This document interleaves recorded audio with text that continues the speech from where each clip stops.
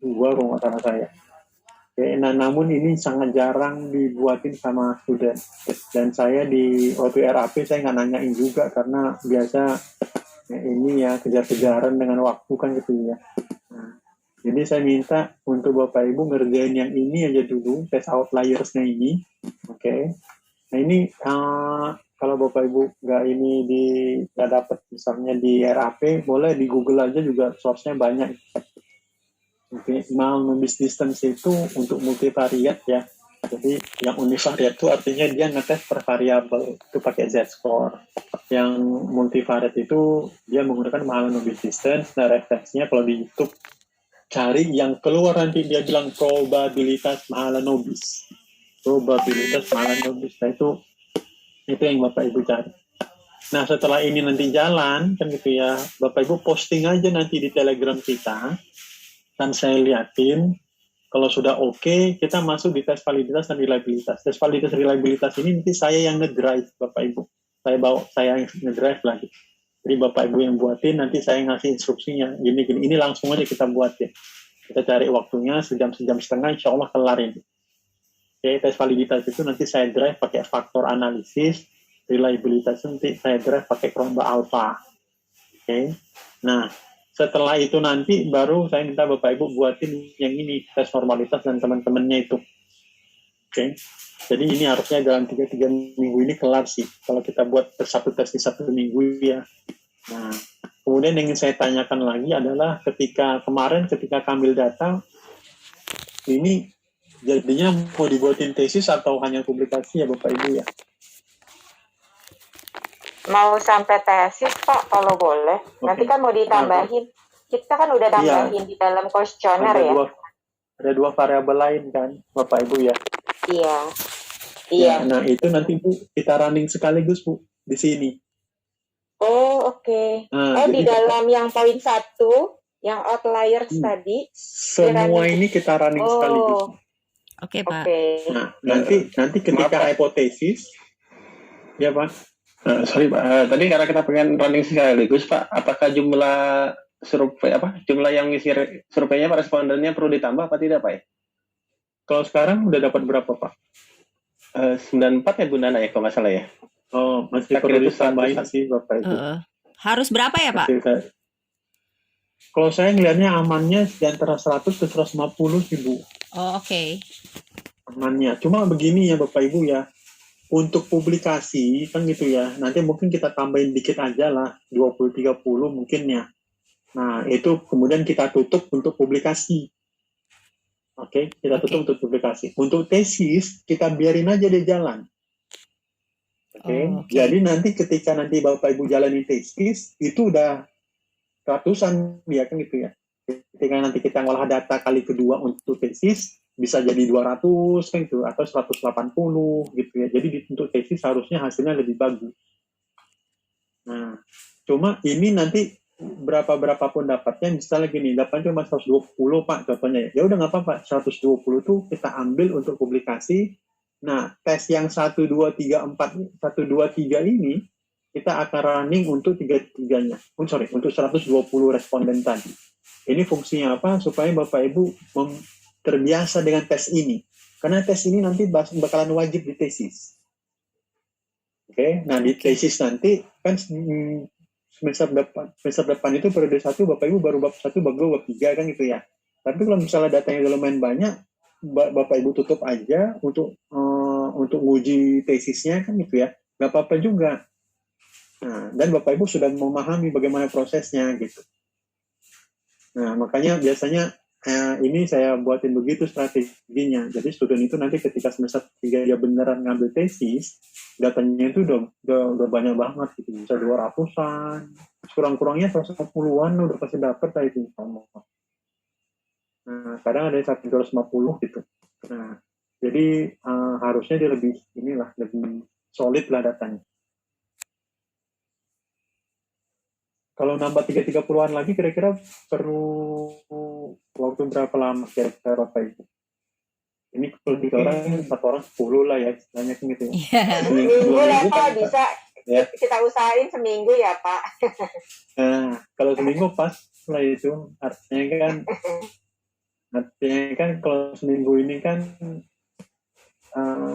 sementara Bapak Ibu ngeliatin referensi untuk tes outliers gitu ya. Nah, sekaligus tambahin datanya kan, minggu depan Bapak Ibu udah bisa ngirimkan ke saya hasil tes outliers-nya kan gitu. Oke, Pak.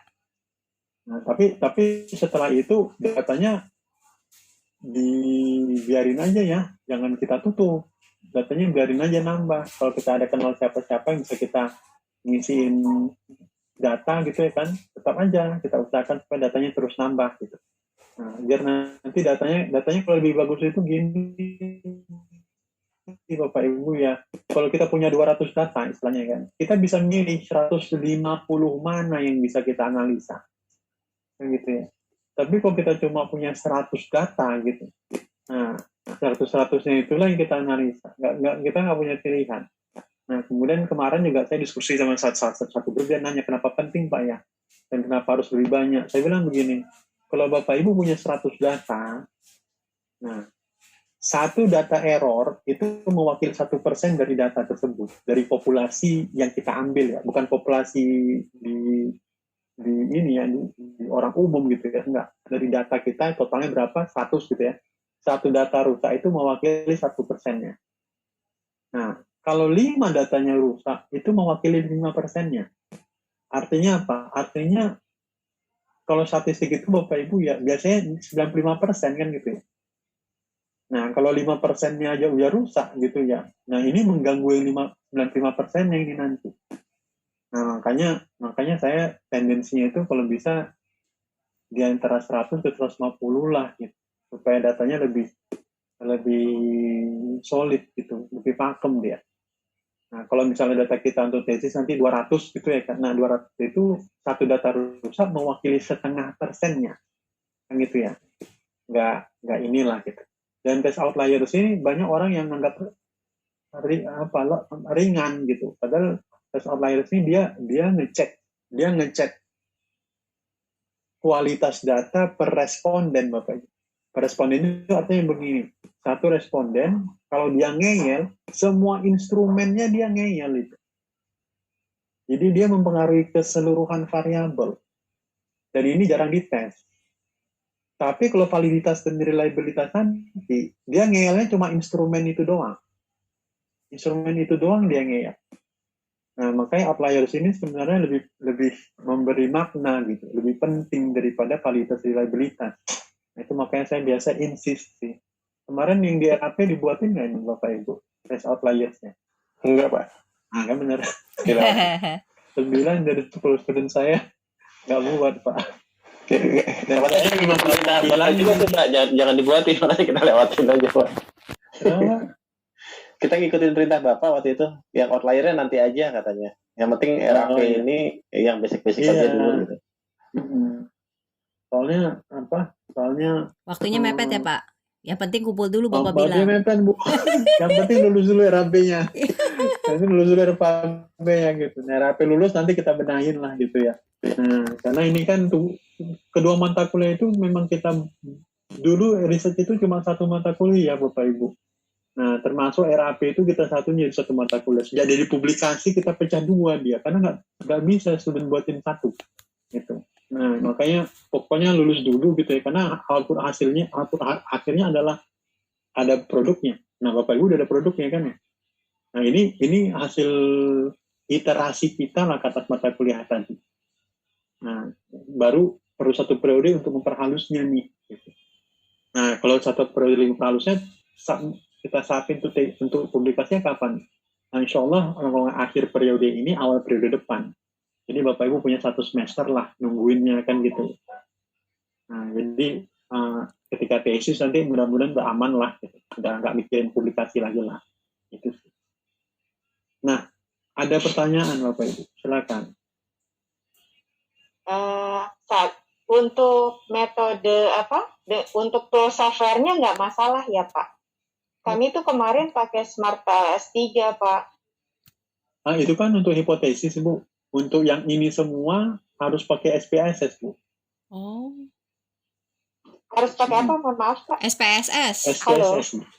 SPSS. Oke Pak. Iya. Iya nggak apa-apa. Ada Karena, Pak, ada. Kita udah pernah belajar juga sih. Cuma nanti agak lupa sih, nanti kami buka lagi ya Pak. Iya, boleh Bu, nggak apa-apa.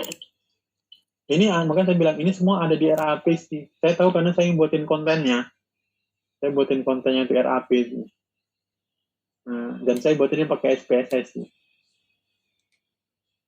Pak, maaf, tadi saya agak kurang jelas Pak yang mengenai tes outlier Pak, yang univariate dan multivariate. Bapak tadi minta kita nyari di YouTube, tapi ada satu kata kunci yang saya kurang catat Pak. Tadi apa Pak ya? Kalau yang Z-score. multivariate itu, kalau univariate dia Z-score Pak. Dia pakai nyari Z-score. Dia Z-score. Oke. Multivariate itu nanti datanya diubah jadi Z-score dan dia nanti ngetesnya pakai Mahalanobis distance Pak. Namanya Mahalanobis. Mahalanobis. Kayaknya kita nggak dapat ya ibu-ibu ya waktu riset ya. Mahala nggak ada, baru dengar Pak. Mahalanobis ini ya. Iya, tapi nggak apa-apa kan kita bisa browsing nanti sambil konsul apa kata Ibu. Iya. Mahalanobis distance. Oke. Nah, nanti kalau yang di Bapak Ibu cari di YouTube, student saya pun banyak yang nggak ngeliatin RAP lagi sih gitu ya. Dia nyariin di YouTube aja gitu ya. YouTube tuh rata-rata udah oke semua gitu Bapak Ibu ya. Asalkan nanti dia nyari yang ini, yang hasil output akhirnya itu keluar gini, probability dari Mahalanobis distance-nya Bapak Ibu. Pokoknya dia nanti keluar probabilitasnya. Nah, jadi nanti probabilitas itu penting untuk apa? Untuk menentukan probabilitas bahwa dia itu outlier apa enggak. Dan dari situ baru nanti kita liatin. Nah, selagi nanti dia bilang keluar probabilitasnya, itu harusnya udah benar referensi yang di YouTube-nya. Karena ada juga student saya yang dapatin dari YouTube, mau nge-bisnisin dia nggak keluar probabilitasnya, itu agak misleading ya. YouTube ini kan, maksud saya, nggak ada yang ngecek ya benar apa enggaknya ya. Anak SD juga ngeluarin statistik, direkamin sama dia. Bisa kan gitu ya. Pak, mohon maaf. Kita ngeliatin ya kan gitu ya.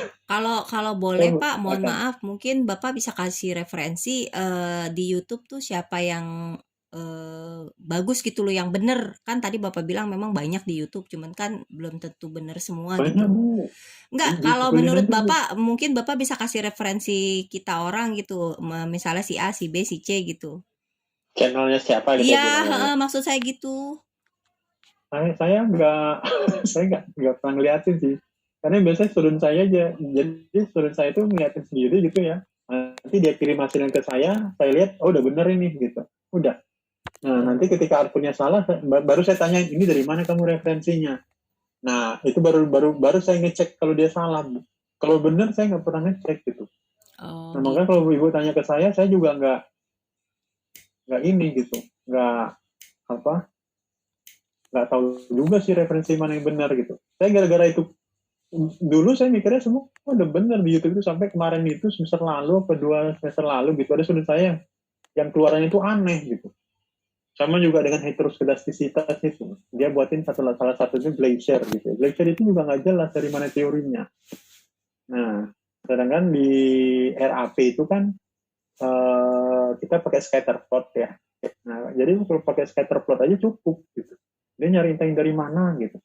Ini sebenarnya di RAP ada Bapak Ibu. Outliers itu ada. Z-score-nya, univariate-nya ada. Multivariate-nya juga ada gitu. Karena saya buatin videonya. Iya, Z-score ada Pak. Ya. Iya, saya ingat saya. Ada outliers itu karena setiap kali kuantitatif tantangannya pasti seperti ini. Outliers, validitas, reliabilitas, normalitas gitu kan. Nah, baru hipotesis. Nah, tapi sebelum hipotesis biasanya kita ada statistik deskriptif statistik, tapi itu bukan uji statistik sih, dia lebih kepada profilnya gimana ya gitu.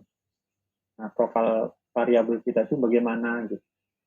Untuk yang uji prasyarat itu biasanya 3 ini.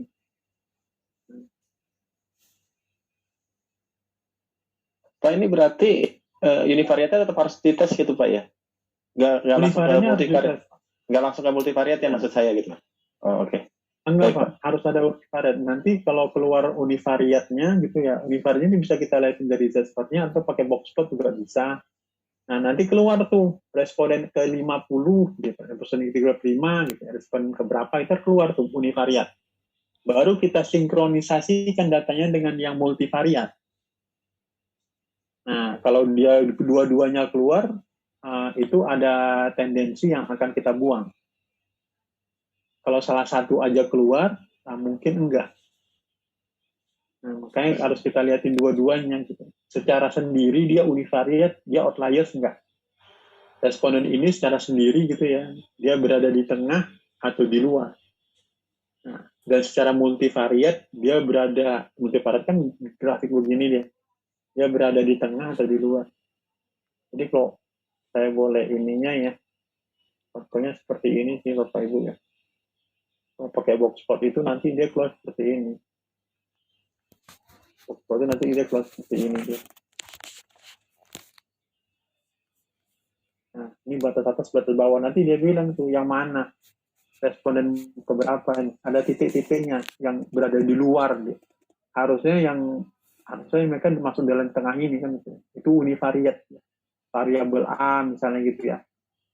Nah, kalau secara multivariat dia nanti begini nih. Nah, ini titik-titiknya nih. Secara multivariat itu responden keberapanya itu keluar di antara ini.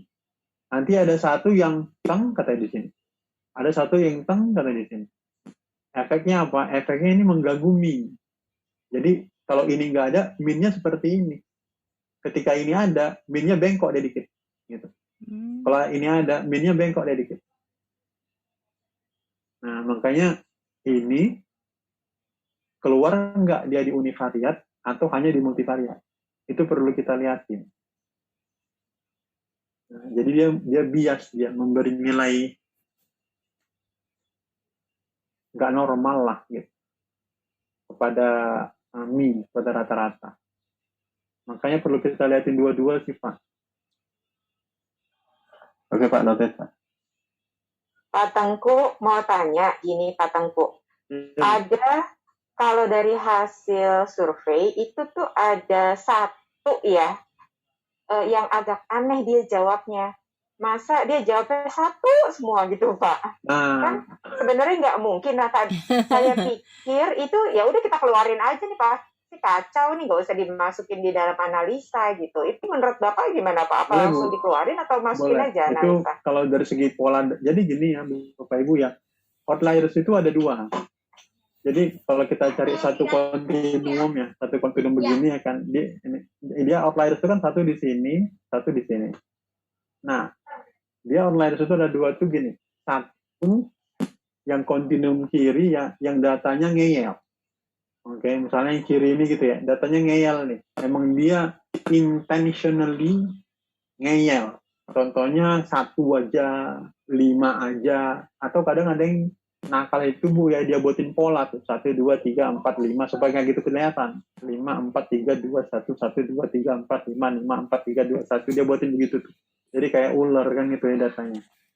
Nah, ada yang intentional itu ngeyel. Nah, yang begini biasanya cara kita mendeteknya, kita kasih 1 atau 2 pertanyaan itu mempertanyakan tingkat fokus responden. Contohnya begini. Nanti kita kasih 15-20 pertanyaan benar ya tentang kuesionernya. Pertanyaan 21 kita tanya begini. Presiden Republik Indonesia adalah Joko Widodo. Sangat setuju, sangat tidak setuju gitu. Nah, harusnya kan dia kan sangat setuju gitu ya. Nah, itu pertanyaan yang sama sekali nggak ada hubungannya dengan kuesioner kita, riset kita, tapi dibuatin di situ untuk melihat fokus nggak respondennya. Nah, itu bakalan itu yang bakalan kelihatan Bu, kalau dia jawab 1 semua atau 3 semua kan gitu ya, dia pop up nanti di question itu. Nah, nomor sekian dia jawabnya 1 Bu, ada yang jawab 2, ada yang jawab 1 gitu ya. Nah, ini kita tahu dia nggak fokus nih jawab. Nah, jadi itu mendeteksinya begitu. Kita kasih pertanyaan yang itu ya, yang mempertanyakan tingkat fokusnya responden.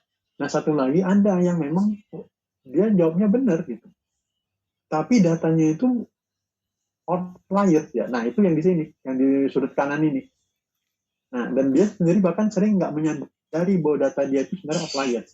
Nah, saya ketika riset S3 saya ketemu satu data seperti ini yang dimana riset saya itu kan tentang restrukturisasi perusahaan. Nah, dia jawab bahwa perusahaannya itu telah melakukan restrukturisasi aset, hutang, apa segala macam. Tapi tingkat performanya dari dulu tuh gak improve, gak meningkat dia, tetap begitu aja. Jadi ketika angkanya keluar, responnya keluar, nah sebagai researcher kita harus melihat ini, kita runut balik datanya. Dia jawab ini apa ya, dia jawab ini apa ya. Nah, jadi ketika kita runut balik, saya melihat ini tidak konsisten dia dengan jawabannya gitu. Karena performance perusahaan itu saya tarik lagi ya, selama 10 tahun berturut-turut dia rugi, selalu rugi. Gak pernah untung dan 10 tahun terakhir. Tapi jawabannya dia restrukturisasi gitu. Kan aneh ya. Kalau udah 10 tahun kan harusnya udah bangkrut nih. Nah, jadi saya asumsi ini perusahaan dia eksportir sapu, injuk lah, sapu injuk ke ini ya, ke Singapura. Nah, dia jual pada harga murah ini supaya dia rugi. Nah, jadi ketika dia rugi kan dia nggak bayar pajak tuh. Nah, kemudian perusahaan induknya yang di Singapura injeksi dana ke dia supaya dia tetap stay punya cash kan gitu ya. Dan dia tetap restrukturisasi, dia pinjam uang ke bank gitu-gitu ya. Nanti kalau kurang diinjeksi lagi dana sama yang punya gitu, perusahaan holdingnya gitu. Nah, ini mengganggu data saya nih. Kenapa? Walaupun dia jawabnya benar, nggak konsisten jawabannya dengan performance-nya. Gitu. Makanya itu yang kemudian saya take out. Nah, itu yang kontinum yang di kanan ini. Yang di kanan ini. Nah, keduanya bisa dideteksi pakai test outlier sini kok. Makanya kita cariin yang beneran, yang jawabnya beneran lah gitu, yang membantu riset kita istilahnya kan gitu. Itu sih. Oh iya Pak, makasih Pak. Sama Bu. Nah, kalau jadi kembali ke tadi, kalau memang ada yang responden begitu, memang di take out aja Bu, nggak usah kita ini, karena nggak mungkin jawabannya satu semua ya. Iya, makanya. Pasti kan harusnya ada yang 3, ada yang 4 gitu lah ya, ada yang pasti. Nggak mungkin satu semua dia. Nah itu keluar tuh nanti. Kalau Ibu mau lihat nanti kan masukin aja datanya, kita tes outlier, di univariate nanti dia keluar itu. Di multivariate pun nanti mungkin dia keluar. Oke Pak. Ada pertanyaan lain Bapak Ibu? Silakan. Kalau untuk teorinya Pak, mau tanya, misalnya kan gini, itu kan ada terkait trust, ada kepercayaan gitu ya, ada 3 gitu ya, ada 2 variabel independennya gitu ya. Satu mediasi, ya. Nah, teorinya itu misal tentang trust gitu ya, Pak, tentang kepercayaan. Dia itu apakah kepercayaan, kan ada mediasi itu si persepsi. Nah, apakah yang harus dicari itu teorinya hanya tentang trust atau trust yang berhubungan terhadap persepsi, kemudian habis itu niat pembelian gitu Pak. Harus ada teori yang saling mengaitkan itu enggak Pak? Iya Bu. Atau harus ada. Oh harus ada ya. Enggak. Jadi anak itu, jadi gini Bapak Ibu ya, kita share yang Bapak Ibu punya ya.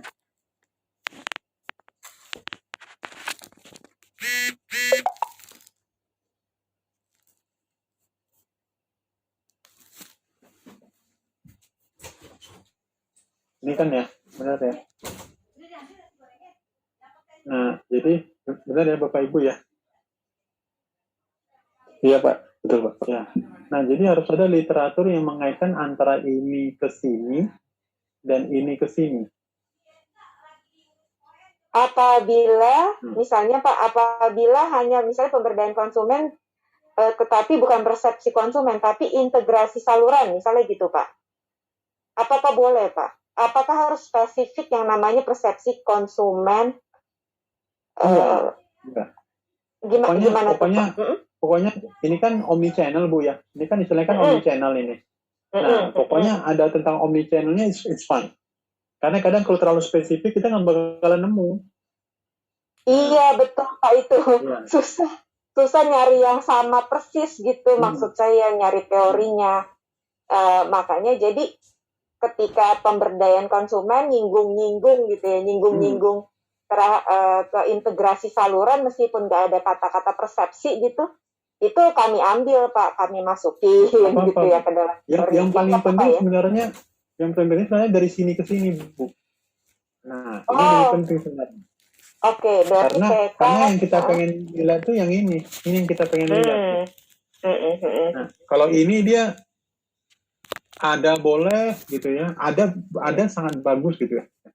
Nah, maksudnya gini, kalau ada sangat bagus, kalau nggak ada juga it's fine gitu. Yang penting ada variabel ini yang mengaitkannya ke sini juga.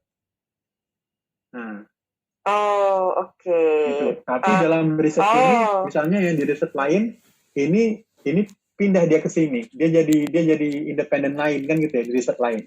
Iya. Nah, artinya kan ada literaturnya ke sini ya, kan gitu ya. Nah, namun di riset kita ini kita pindahin ke sini. Kenapa? Karena asumsi kita omnichannel ini mediasi dia. Bukan ini ya, bukan independen gitu. Nah, itu boleh, Bu. Tapi boleh ya. Boleh. Tapi harus ada ini. Harus ada ini. Pokoknya dia harus mengaitkan, Bu. Kalau nggak ada mengaitkannya, nggak bisa. Iya. Baik. Oke, Pak. Oke. Tapi berarti nggak harus dari pemberdayaan konsumen harus ke persepsi konsumen, terus ke niat pembelian, itu kan nggak harus ada ya, Pak? Enggak, Bu.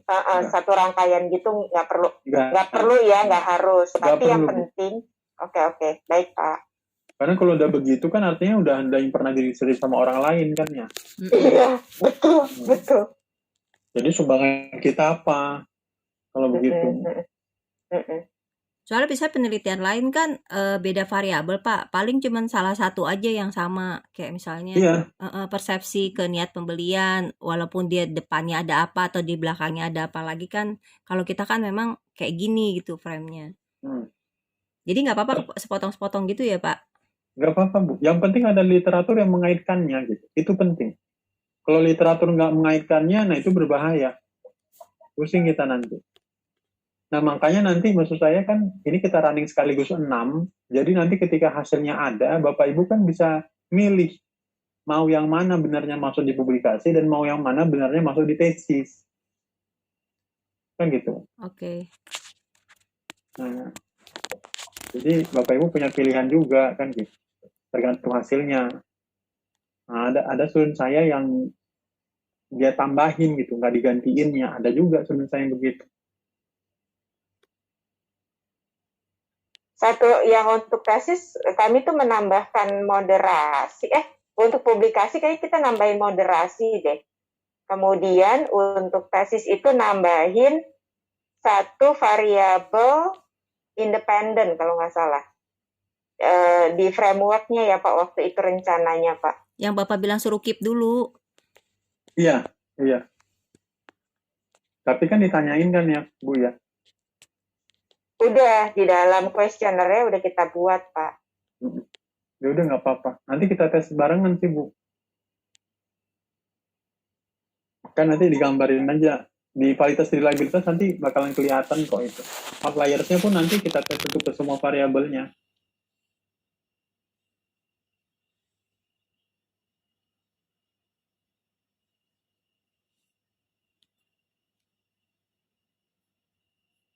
Nah, ada pertanyaan lain mungkin, Bapak Ibu, silakan. Dari saya cukup, ya. Pak, iya, aku udah ya. Pak Tengku, maaf, nanti kira-kira seminggu atau 2 minggu lagi kita balik ke Pak Tengku itu bentuknya khusus untuk yang satu itu aja gitu, Pak ya? Iya, untuk Pak, yang satu itu aja. Satu itu aja dulu, yang item satu nomor dulu satu aja, iya. Oke. Iya. Formatnya gimana nanti nih, Pak? yang nomor 2 kita kerjain bareng, Pak. Oke. Nah, nanti balik ke Pak Tengku, formatnya gimana, Pak? Langsung paper kita tulis atau cuma PPT dulu aja baru nanti kita tulis? Datanya aja, Pak. Datanya aja gitu ya? Oke. Nanti dibuatin dalam Excel aja gitu ya kan datanya. Kadang nanti ada tabelnya itu biasanya kalau outliers itu kan itu ya. Nah, responden yang keberapa. Nah, itu nanti udah ada harapannya sudah ada di situ. Responden yang kesekian. Data mentahnya aja juga nggak apa-apa Pak. Jadi saya bisa ngeliatin kan ya. Ini per variabel ya Bapak Ibu ya. Artinya yang outliers univariat ya, bukan per instrumen ya. Jadi nanti disatuin jadi variabel dulu, dia baru dites outliersnya. Oke. Iya, bukan Pak. per instrumen. Ya. Per instrumen itu maksudnya per pertanyaan gitu ya Pak ya? Iya. Karena kadang ada teman saya yang nggak ngitung ini dia buatin per instrumen Pak. Enggak, ini outliers univariat tuh univariat, satu variabel. Jadi digabungin kan gitu ya, jadi satu variabel. Cara menggabungkannya kan kita rata-ratain ya. Jumlahin bagi jumlah instrumennya kan gitu ya. Jadi misalnya kita punya 10 instrumen, dijumlahin 10 instrumen bagi 10. Nah, kan punya 15 instrumen, jumlahin 15 instrumen bagi 15 kan gitu ya. Jadi nilainya inilah rata-rata dia. Jadi ingat nih Pak, salah satu variabel kita itu yang prestasi konsumen terhadap integrasi saluran itu kan ada dimensioningnya ada 6 tuh Pak. Itu banyak instrumen Pak. Nah nanti kita bikin